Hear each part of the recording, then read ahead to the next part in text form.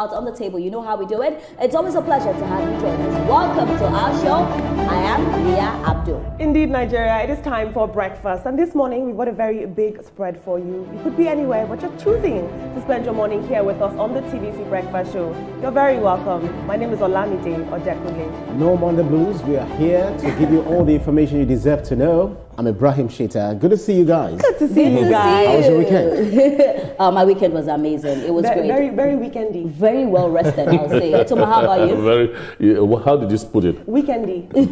What the kids are saying these days. It was a time to rest for me. Yeah. You know, very, very quiet. The way I like my weekends to be. I know how you like your weekends. But anyway, Ibrahim, how was your weekend? Good? Quite busy for me. Oh, Ibrahim, you're always busy. You're making money. You know, can I just say, the thing about this job is not the fact that we do a lot of work. It's actually the fact that we're constantly following stories. Exactly. So that takes a toll on your brain. We have to make time to rest. You know, funny enough, even the weekends I'm following stories. Absolutely. I remember I was just going through Instagram, Twitter, everything, what's happening in Nigeria. But anyway, once again, good morning to you, Nigeria. Thank you for joining us. It's always a pleasure to have you join us every morning, and that's why we're here, to make sure that you get the very best each morning. I am Ria Abdul once again. But today, there's a lot to talk about on the show. You know how we do it at some point. Ibrahim will give us all the headlines from the newspaper, and just after that, we'll be having conversations about local government. So you definitely need to stay tuned for that one. At some point, we'll go to Abuja for the FCT brief. We give you all the conversations from Abuja, and then we come back to Lagos, where the beautiful Olamide will take us through everything happening in the world of social media and more. So please grab your cup of coffee and let's have a very fantastic show.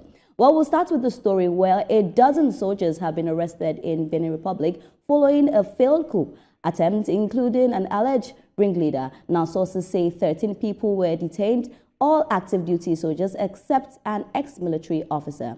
Now, the arrest followed an announcement on state television by a group calling itself the Military Committee for Refundation, now claiming it had removed President Patrice Talon from office.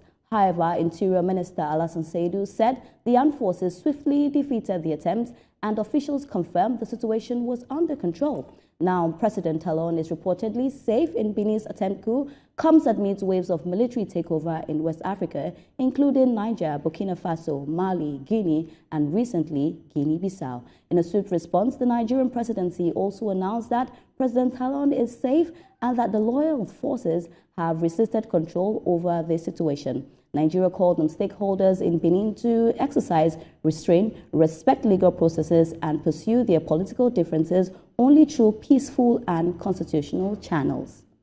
So this is the conversation that we're having this morning. It was all over social media. We saw it over the weekend, and everyone was really talking about it. In anything we do, we know that a coup is not the best thing to happen. And I'm sure that Nigeria understands this, because Nigeria is a country that has also witnessed a lot of coups, so they understand the implication of it. But seeing those soldiers come on national television just made me think so many things. You know, if you are trying to really organize a coup, why are you going on national television to make those kind of statements? And they actually did make bold statements. But I'm happy that right now we're seeing peace and tranquility, and they're assuring us that, you know, President Talon is safe. Now, if you're organizing a coup, one of the installations you want to grab is the mass information dissemination organs, television, radio, in some cases newspapers, but the ones that have involved newspapers has always been close your doors, you know. But radio and television, because they are timely, you know, the coup plotters use them. The thing that stands out for me on this particular coup, the Benin Republic coup, is the big brother role that Nigeria played. Because if President Bola Tinubu had not responded to the call, which was done twice, one verbally, and the other one, I guess it was put in writing, and we responded immediately, sent the Air Force first, and later sent ground troops, and they secured the whole place. But you see, that also opened up the lapses of the coup plotters. They did not really put that coup together well. The logistics was wrong. Everything was wrong. You know, you can't go to a television station and the main figures in the coup plot are in that television station for sustained period. It just doesn't work that way. But the happy thing is that Nigeria played its part as the big brother, and we succeeded in foiling that coup. I'm happy that Nigeria played its part. And the reason why I said Olamide, I don't understand why they went on TV when their house was not even good. Like, you're just rushing to go and say something when you've not even fixed yourself. Because for me, it's an embarrassment to them, because you can see they were not even well prepared for that. But let's talk about a coup. We understand what it means for every economy when they experience a coup. There's a lot of insecurity. Your people are not safe. It affects the economy. And I'm happy that Nigeria also made a bold statement, because they understand. They've been through it. Absolutely. Nigeria has no choice in this moment but to make a bold statement. You know, like you rightly said, Ria, seeing those scenes displayed on TV yesterday, I mean, military men taking over one of the top television stations is something out of a movie. Yeah. You can't make this up. But Nigeria has no chance, no option right now but to take a stance. They've got Benin in the west and Niger to the north. And so if we don't take a stance, that instability and that insecurity, we're already dealing with so much back home, could spill into our region. So now we no longer have issues with foreign policy, with countries around us. We're now doing diplomacy, unfortunately. We have to focus on border management, on intelligence sharing, which is a shame. But I want to focus on ECOWAS right now. ECOWAS, unfortunately, from all indications, it seems that they might be losing power in West Africa, and that's worrisome, because ECOWAS started out as a very idealistic pursuit. And so to see that their normal ways of sanctioning and putting things in place is no longer working for them. You know, what we've seen right now is a fall from democracy in Benin. I love the fact that Nigeria is taking a stance, and the fact that the Benin authorities in Benin were so swift to intervene shows that their command structures are still very much in place, regardless of the instability and the dissent. For me, I just love how fast everything was handled. For me, that's what I'll say, because most times when you leave things to linger, that's when you see it, turn to a very serious problem, Ibrahim. And I think what is actually happening is coup contagion. Because when you have countries where you have Mali, Burkina Faso, Niger, Gabon, all of those on that, so that's proximity. And if you look at Benin Republic, it's so close to Nigeria that it has long stretch of border bordering, some parts of Oyo State and all of those, states within the Nigerian nation. But why did these guys, what's it called, Pascal Tigre?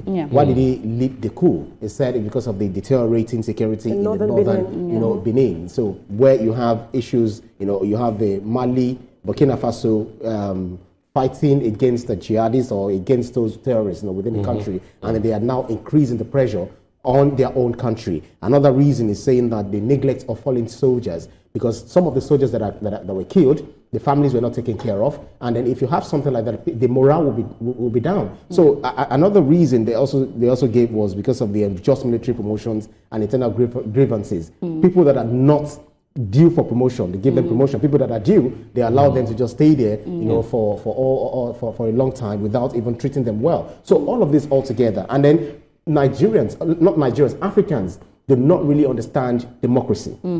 Because the kind of democracy they gave us, the former colonial masters that they gave us, looks like something that is not homegrown and is not something that we have domesticated to our own reality. So we can't be behaving like the West. We need to think, we need to look at the kind of governance that is best for us. That's why in Nigeria we are talking about true federalism. And it's good that you mentioned ECOWAS. They acted swiftly. Nigeria actually deployed its NAF, fighter jets, for surveillance and all of that. And it's good that they also were able to rescue the president, Patrice Talon. So all together, one thing we need to sit down and ask ourselves, where did we get it wrong? But talking about ECOWAS, you saying they answered really fast. For me, it's not about the answering. What are they doing to put in place that we do not see things like this happening? That's the question I would like to ask ECOWAS, because there's a lot of hope and faith we put in them to make sure that African countries are doing well. They have good relationship together. They're not having any type of force or any type of just problems. So my question to ECOWAS is, what are they doing? Are they waiting for something to happen, or are they really putting their foot on the ground? Unfortunately, most African organizations are reactionary. They are not proactive as you would have expected them to be. And ECOWAS, the truth about it is that they have lost that thing that makes them that regional administrative bloc. The management of the regional administrative bloc. But the good thing about the whole of this story is that the coup was foiled, and there's a semblance of order. And those guys arrested. They've been arrested. And in this very moment, ECOWAS has said that they are deploying a standby force to ensure stability in the region as it stands. And for me, I'll say ECOWAS, there's a whole lot they need to do. It's not just coming about talking, I'll do this, I'll do that. I feel like they need to put a lot in place. I'm happy that the people were arrested as well. All I'm praying for, and we don't want to see something like this happen again, in any other country, in any other other African country. We don't want to see this happen again. You know that Nigeria's, there was this rumor about a coup plot in Nigeria, back in, just a few months ago, and then those guys arrested. But even though the federal government continues to deny that there was nothing like a coup, and then we saw the swift change of the security, the service chiefs. And then again, we started hearing Christian genocide because people were saying that there is no coup that will happen in on the African soil, that you don't have, foreign bodies also, interfering. But these coup plotters, I was saying, France should not even come because they used to be a former colony for the French. But the last time that happened was in 1972. So since then, this one was a. And for me, I love Benin Republic because I speak French, so I love that country. It's a country I want to go to. So of course we need peace and tranquility in that country. I'm happy that the president is safe and nobody is harmed, and the people that were perpetrating this have been arrested.